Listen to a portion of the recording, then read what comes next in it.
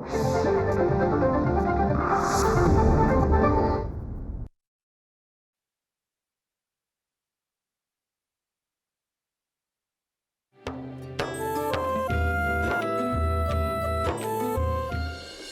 माफ करा पापाजी, मी तुमच्यासाठी काहीच करू शकत नाही.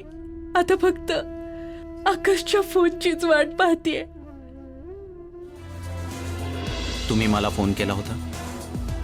मी कॉम्पिटिशन मध्ये डान्स करायला तयार आहे.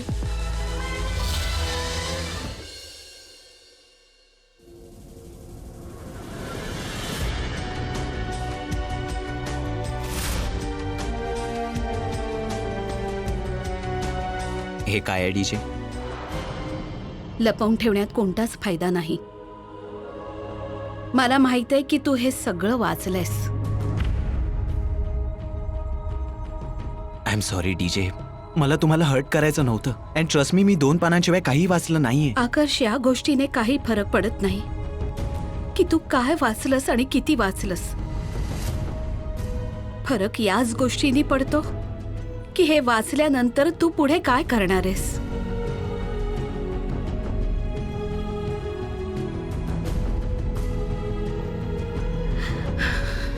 मला भीती वाटते बेटा, खूप भीती वाटते. न जाणो माझा होऊन गेलेला भूतकाळ माझ्या समोर परत येऊ. मला माझी चिंता नाही वाटत, अजिबात नाही. मला फक्त तुझी चिंता आहे. आणि अशा वेळी हेच योग्य असेल की डायरीमध्ये जे काही लिहिलं आहे ते डायरीतच कायम गुपित राहावं. मला माहित आहे आकर्ष बेटा की तू कर्नालला ताल से ताल मिला या शोसाठी नाही जातेस. तुला काय करायचंय त्यामागे असलेला हेतू मी चांगल्या प्रकारे जाणू नये, समजू नये आणि सन्मानही करते. मी खुश आहे मी या गोष्टीनं की तू आपल्या डीजेच्या बाबतीत इतका विचार करतोस, समजून घेतोस तिला. परंतु बेटा, मी इतकी स्वार्थी नाही होऊ शकत. मी फक्त स्वतःचाच विचार नाही करू शकत, कारण मी एक आई आहे. आणि तू हे जे करत आहेस ना, तुझ्या या कृतीमुळे तिकडे न जाणो किती जणांच्या आयुष्यात वादळ निर्माण होईल, किती सुखी संसार उधळून जातील. आणि जी सर्वात जास्त भरडली जाईल ती म्हणजे माझी निरागस मुलगी.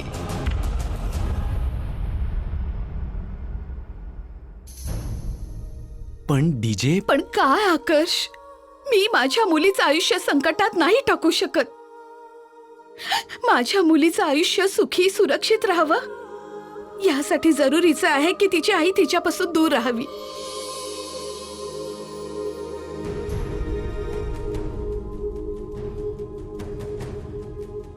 डीजे, तुम्ही चिंता नका करू. तुम्ही जसं सांगताय तसंच होईल. पण एकदा विचार करून पहा, जर तुम्ही तुमच्या मुलीला परत भेटलात तर यापेक्षा आनंदाची गोष्ट दुसरी कुठलीच नसेल. मी सांगितलं ना, सांगते ना आकर्ष की मी असं नाही करू शकत. जर माझा चेहरा सर्वांसमोर आला तर माझ्या मुलीचं आयुष्य दावणीला लागेल, तिच्या जीवाला धोका होईल आणि ते सगळेजण तिला मारून टाकतील. DJ, this is 2017. आपण 2017 मध्ये राहतोय. असं काही होणार नाही. सगळं बदललंय. इतकंच काय, कर्नाल पण बदललंय जेव्हा तुम्ही सोडून आलात. बस बेटा, मी तुला सांगितलं ना, मला तुझ्या बरोबर आणखीन वाद नाही घालायचा. तुला काय वाटतं की हा विचार मला कधी पडला नाही? एक एक क्षण, प्रत्येक क्षण, रात्री दिवसा, उठता बसता, प्रत्येक वेळी आपल्या मुलीच्या बाबतीत विचार करीत बसे. मला कायमची नेहमीच तिच्याबद्दल ओढ वाटायची. पण मी स्वतःला आवरलं. परंतु मला चांगल्या प्रकारे माहित होतं की जर माझ्या मुलीला जगायचं असेल तर त्यासाठी तिच्या आईला मरावंच लागेल बेटा.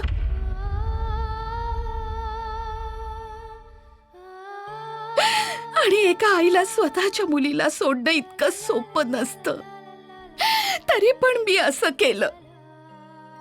आणि आता तू हे सगळं बदलायचा प्रयत्न करतोयस. असं नको करूस. या 13 वर्षात एका क्षणासाठी जर तुला वाटलं असेल की मी तुझी आई आहे, तर माझ्या ममतेसाठी मला वचन दे. वचन दे की माझ्या मुलीच्या आयुष्यातून दूर राहणार. दे वचन.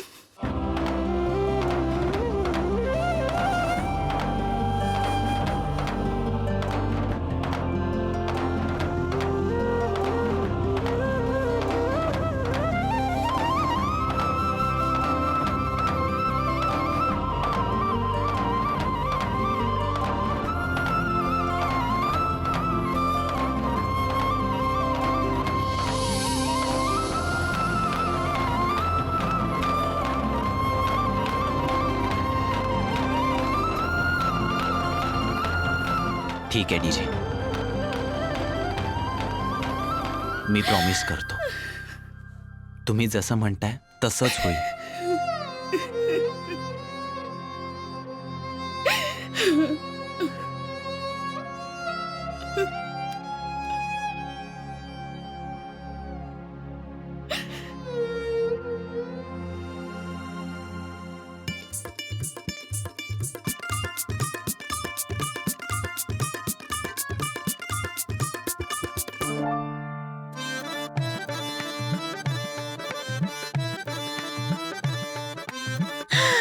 हे भोलेनाथ, इतकी सगळी पक्वान्न, तीही एकाच वेळी. मालकीण माझी किती काळजी घेते. हा हा, तुझ्यासाठीच ही मेहनत केलीये मी.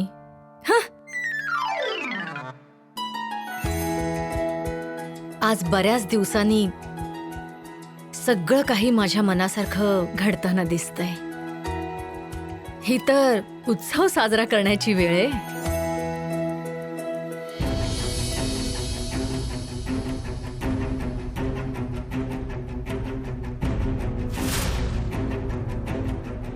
इतकी सर्व पक्वानं कोणत्या गोष्टीसाठी?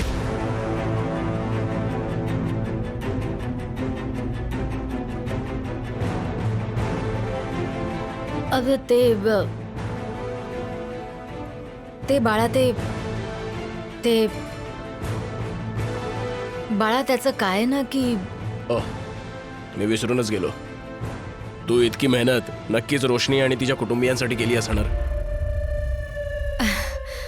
हे सगळं जेवण तू हॉस्पिटलला पाठवणार आहेस? अम्मा, तुझ्या चांगल्या गुणांमुळे ना मी सगळं विसरून जातो. पण अम्मा, तू रबडी नाही बनवलीस आज? ते काय ना की रोशनीला रबडी खूप आवडते. असं कधी होऊ शकतं का की तुझी अम्मा रबडी नाही करणार?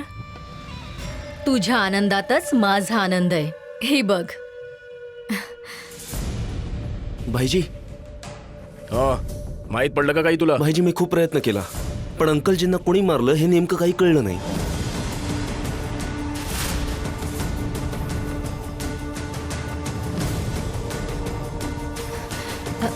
अरे बंटी, हे बघ, तुझ्यासाठी तुझ्या पसंतीचे दहीवडे बनवलेत, खाशील ना?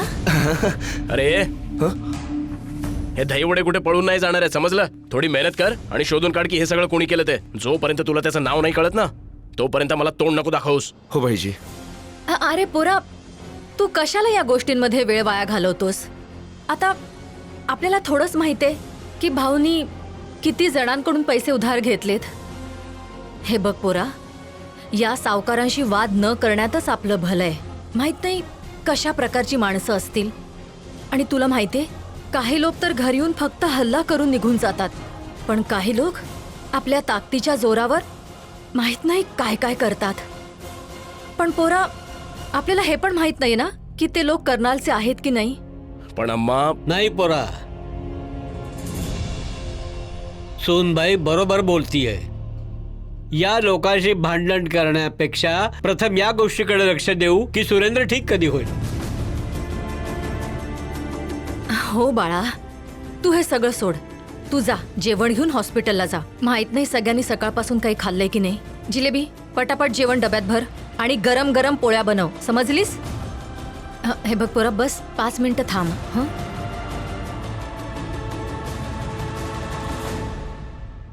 बघा ना वहिनी, आपल्या घराला कोणाची नजर लागली. भाऊ माझा बेशुद्ध पडलाय आणि तुमचे पैसेही कोणी चोरी करून घेऊन गेलं. वहिनी, बाबाच्या इलाजासाठी पैसे पण नाहीयेत. इट्स ओके मॉम, तुम्ही इतकं टेन्शन का घेताय? पप्पा समजून घेतील. आणि तसंही फक्त 13,000च तर होते. आणि एवढी कुठली मोठी रक्कम आहे? 1 मिनिट ट्विंकल, तुला कसं माहित की त्याच्यात 13,000 होते ते?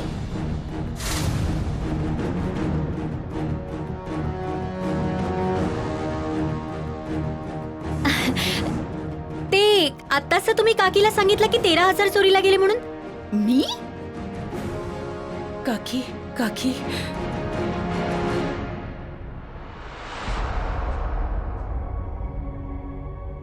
तुमचे पैसे चोरी नाही झाले, ट्विंकलने काढले होते.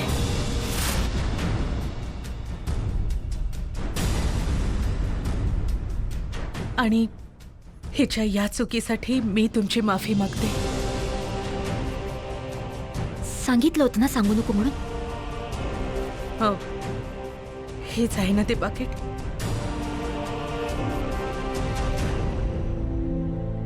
कद्दूकुमारीला पण ना माहित नाही देवी बनायचा काय शौक आहे.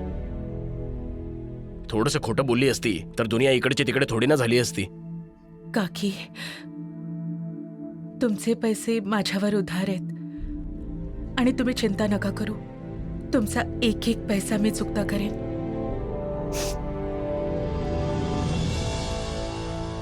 वहिनी, तुमचे पैसे नक्की परत मिळतील, घाबरू नका. सिस्टर, हे बाकीचे पैसे.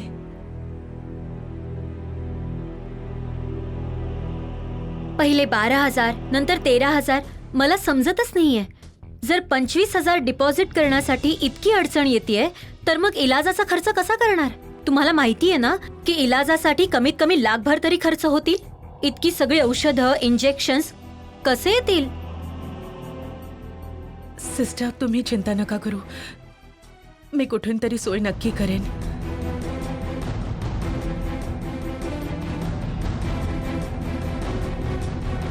हे सर्व काय आहे बंटी? अम्माजींनी तुम्हा सगळ्यांसाठी जेवण पाठवलंय. अरे वा, वहिनींनी जेवण पाठवलंय. वहिनींना माहित होतं की कमो इथे उपाशी पोटी बसलीये. किती चिंता करतात ते माझी. आणि इकडे ते, हा काय वास सुटलाय.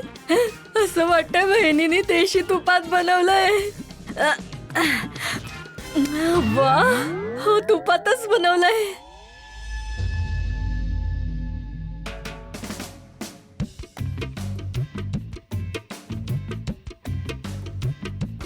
तुपात खा.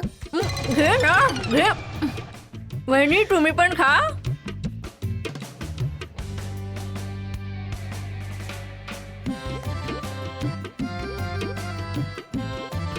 रोशनीजी, तुम्ही थोडं खाऊन घ्या ना प्लीज.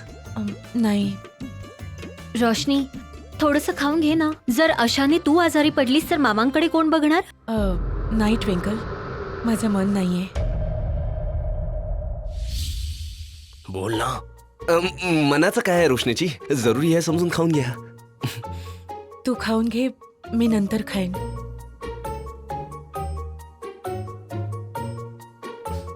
इकडे रोशनीजी, मी आलोच हा थोडं. इकडे. काय झालं? भाईजी, तुम्ही पाहिलं ना, मी सगळे प्रयत्न केलेत पण वहिनी तयारच नाहीयेत खायला. हिच्या या जिद्दीला ना सीमाच नाहीये. सोडते, ती आता नाही समजणार. एक काम कर, हे घेऊन जा. कमीत कमी हे तरी खाईल ती. भाईजी, आता हे काय? जितकं सांगितलं तितकंच कर. फालतू वाद घालू नकोस माझ्याशी. चल जा.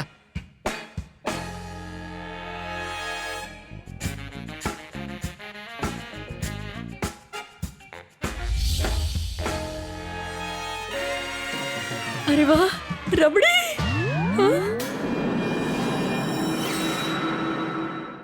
अरे बुवाजी, अगोदर हे तरी संपवा.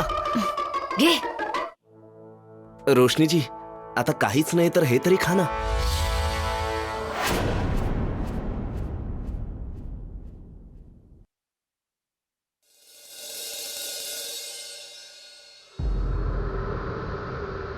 ज्याने पाठवले त्याला सांग मला नाही खायची.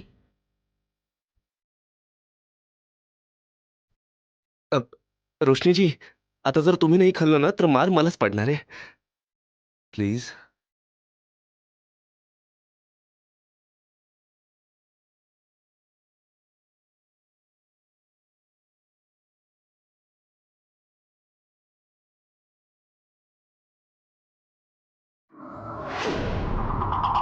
बंटी आता मार खायला तयार हो. चूक मी नाही, तू केलीयस रोशनी, माझी मदत नाकारून. तर मग ठीक आहे नील, तोच प्रश्न मी तुला विचारते जो तू विचारला होतास. तुझी जिद्द माझ्या वचनापेक्षा मोठी नाहीये नील. तुझी जिद्द आहे की तू माझी मदत करणार, आणि मी बाबाजींना वचन दिलंय की मी तुझ्याकडून कोणतीच मदत नाही घेणार. प्रत्येक मर्दाचं कर्तव्य असतं आपल्या जीवन संगिणीच्या गरजा पूर्ण करणं, समजली?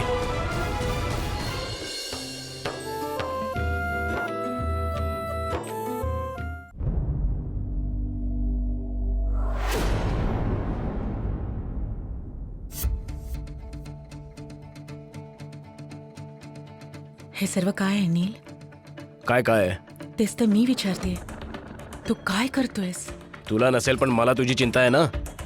सकाळपासून उपाशीच बसलीयस तू. जर तुला माझी इतकी चिंता होती तर जेवण घेऊन स्वतः का नाही आलास? कोणा दुसऱ्याच्या हातात जेवण का पाठवलंस? अच्छा, इथपर्यंत कोणी आणलं? इथपर्यंत आलास, पण 4 पावलं पुढे चालता आलं नसतं?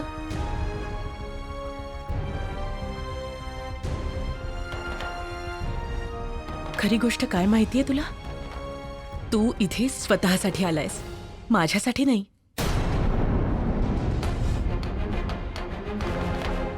म्हणजे तू स्वतःची समजूत काढशील की भले मी तुझ्याकडून कोणती मदत घेतली नाही तरी पण तू माझी चिंता करणं सोडलं नाहीस.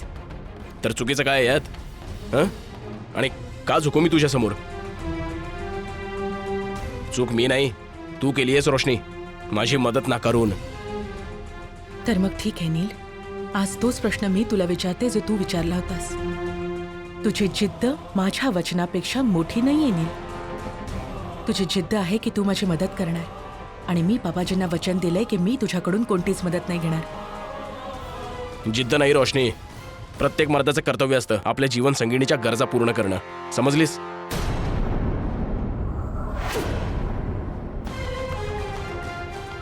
खरी गोष्ट काय आहे माहितीये तुला? मला मंदिरात समजायला हवं होतं. जेव्हा मी तुला इतकं बोलून सुद्धा तू माझं बोलणं ऐकून घेतलं नाहीस, निघून गेलास. नील, तू मान्य का करत नाहीस की मी तुझ्याकडून कोणतीच मदत नाही घेऊ शकत? मी पण पाहतो तू कशी घेत नाहीस माझी मदत.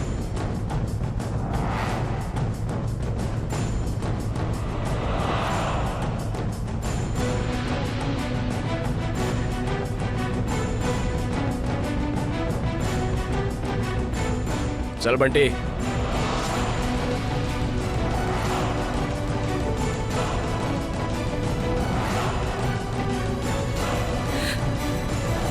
अच्छा, ऐका, हा बोला सर. हे लोक ज्या ज्या वेळी जसे जसे पैसे देतील गपचूप घेत राहा. जास्त नाटक करू नका, माझी माणसं लक्ष ठेवतील. काकांच्या उपचारामध्ये जर काही हलगर्जी झाली तर तुम्हाला माहित नाही हा चौधरी काय करू शकतो ते. ठीक आहे ना?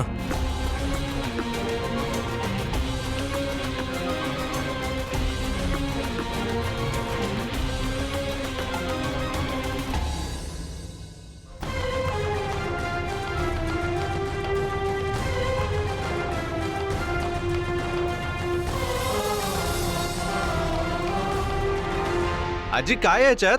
पराठे आहेत. आज सकाळपासून कोणी काही खाल्लं नाही, चूल पण नाही पेटवली, म्हणून मी पराठे बनवलेत. माहित नाही रोशनीने काही खाल्लं की नाही. आजी, सकाळपासून कोणीच काही नाही खाल्लं? म्हणजे रेवाजींनी पण काहीच खाल्लं नसेल? सोड ना आजी. आजी, मी जरा जाऊन येतो. वेडा झाला काय अज्जू? मला एक गोष्ट समजली नाही. सुरेंदरशी कोणाचा वाद आहे ज्यामुळे त्याचा जीव घेण्याचा प्रयत्न केला त्यांनी? देव त्यांना कधीही माफ करणार नाही. सगळ्या गोष्टीचा छडा लागेल आजी. चल पोरा, तू खाऊन घे. तू सुद्धा काहीतरी खाऊन घे. आता नाही, माझी कंबर बरीच दुखते. मी जरा जाऊन शेक घेते.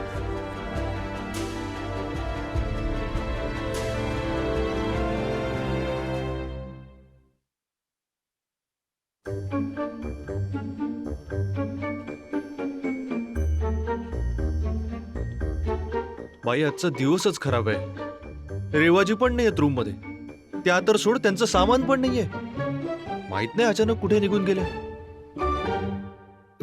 मला चांगलंच माहिती आहे, मुंबईवाले डरपोक आहेत. घाबरून मुंबईला पळून गेली असेल.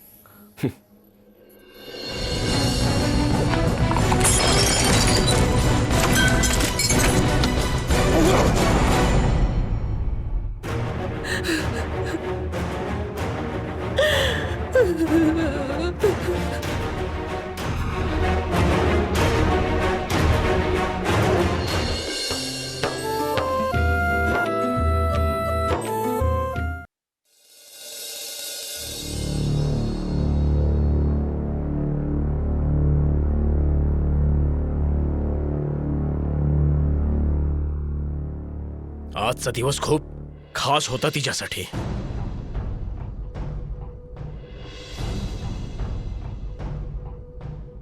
इतक्या वर्षात जे केलं नव्हतं ते सर्व करणार होतो मी आज.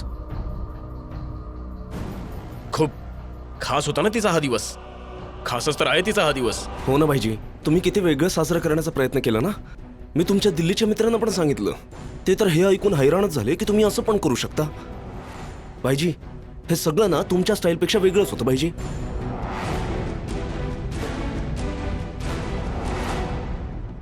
हो बंटी, पण कदाचित नशिबाला माझं वेगळं वागणं पसंत नाहीये.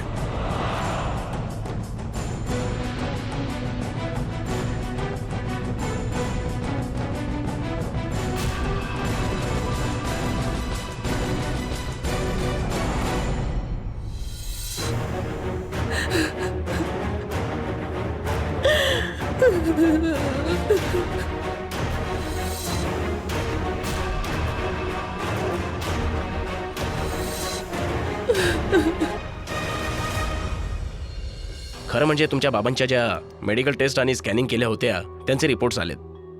बातमी चांगली नाहीये.